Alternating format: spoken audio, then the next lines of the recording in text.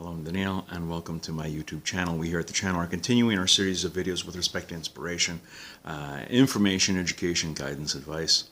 And I try not to get drawn into political discussions. I really do. I don't try not to argue about, gay marriage or capital punishment or abortion or gun rights or tearing down Confederate statues, and I try. But I don't know how many of you remember a couple of years ago, there was this whole fad amongst a certain end of the political spectrum where they're saying, I did this, I accomplished this, because the other end was saying, listen, you didn't do this by yourselves. Society, supplied by people's taxes, they provided safety and good roads, and the employees you hired, they gave them the education. You didn't do it by yourself. The structure of society helped you. You did something, but you didn't do it all. So this one guy I know, he had some sort of, a clinic or an office of some sort, and he was in line with this political view of thoughts. I did this all by myself. I did it. And people were saying to him, you didn't. You've got a staff of all these highly trained technicians and professionals. Society educated them. It's an education system. You prosper because your city is safe. And you don't have, roving bands of bandits. You have insurance and society has helped you. You didn't do it all by yourself. Why you do it? This guy was adamant. I try not to get involved. So this guy was trying to schlep me into this argument, figuring, being a frum Jew, that I'd be on his side politically. I'm not on the other side either. Knowing he was an observant Jew, I didn't attack it from politics. I addressed it from a Torah perspective. So he's trying to get me in and say, what do you think? What do you think? I says, doesn't matter what I think. What does the Torah say about a person who is successful and has a nice house and has a nice building and has a couple of bucks in his pocket? So and all of a sudden he says, I did this. With the might of my own hand, I did this. What does the Torah say about a guy like that? And he toned down a little bit. So I want to talk about, since we talked about eating and being satisfied, I want to continue the verse.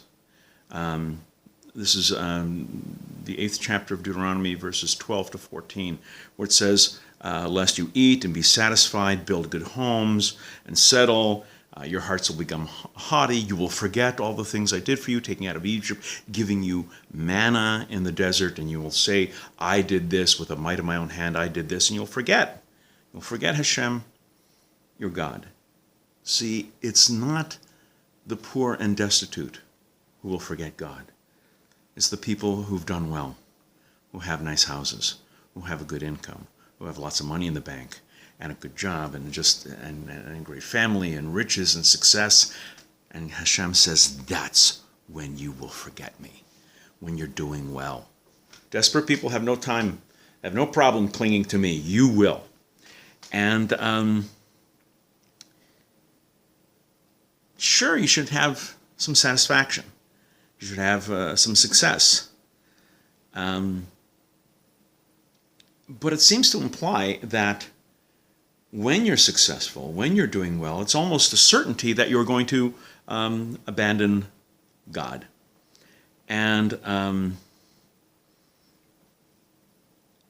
it was Rav Yosef Konvitz who said that if we scan Jewish history, you'll note that during those times when the Jewish people were blessed with material success, for example, in Canada, the United States, Australia, Britain, Jews are doing fairly well.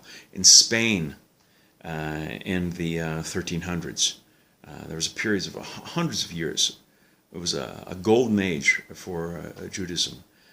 There are times when the Jewish people in certain societies and certain political situations do very, very well, and they're blessed with material success. And it was during those times that they were not able to withstand the allure of sin. And that eventually accompanies good times and comfortable places in society.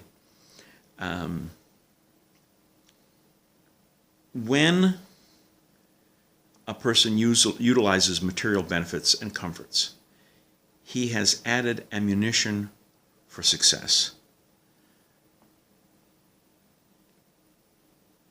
When we look at the Chet Egel, when we look at the sin of the golden calf, to a large extent, it was the result of a nation that lost control of itself after being blessed with material blessing following the Exodus. So when God's addressing these are people who had experience.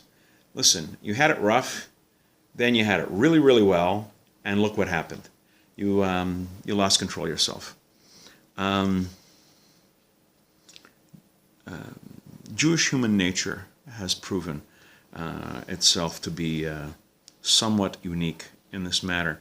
We do not wait until we amass a great wealth to renege the yoke of the Torah and mitzvahs. As soon as we begin to dream about success, we're already making plans for our new lifestyle. Regrettably, it is not consistent with the Torah, with the dictates of the Torah. And that haughtiness that quite often accompanies this sudden rise in financial status takes hold of an individual, even before the success is materialized. And this is what the verse is admonishing to us. Lest you eat and be satisfied, even before you have built your new homes and acquired abundant gold and silver. Even if your wealth and material success is only a dream, and the reality is still elusive, yet you have already have the nerve to become haughty and forget Hashem. The result will be that it will all be a dream. Your wealth will not materialize, and the haughtiness that preceded it will cause those around you to resent you. And after all, there's nothing so disturbing as an arrogant beggar. We're going to be doing more videos along these lines. Please come back, please watch, please learn. And until next time, I'm Daniel, and thank you too much.